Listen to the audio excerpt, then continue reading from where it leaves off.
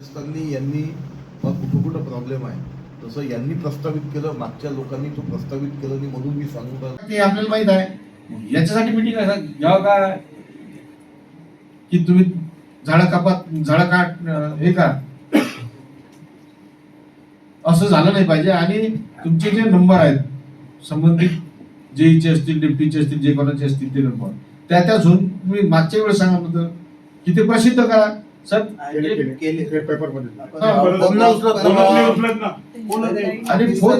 आणि लोकांचं जे तुमचे पेंडिंग आहे, जे सबस्टेशन पेंडिंग आहे, हे तुम्ही राज्य शासन केंद्र शासनाने लेटर पाठवा की उद्या लोकांचा मोठा उद्रेक होण्याची शक्यता आहे.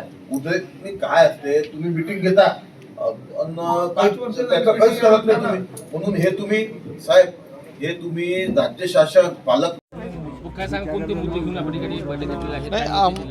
अमरावती शहरात जे दिवसेंदिवस विजेच्या समस्या निर्माण होत आहेत, मग रात्री बेरात्री अपरात्री किंवा कोणी वेळेस लाईन जाणे आणि जे काही मेंटेनन्सचे कामं आहेत ते मेंटेनन्सचे कामं, छोट्या छोट्या कामासाठी लाईन बंद ठेवणे, ह्या सगळ्या बाबी आमचे विलासभाऊ इंगोले, बबलू शेखावत, मिलिंद भाऊ यांनी सगळ्या माझ्यासमोर मांडल्या आणि त्यामुळे आज ही बैठक घेण्यात आली.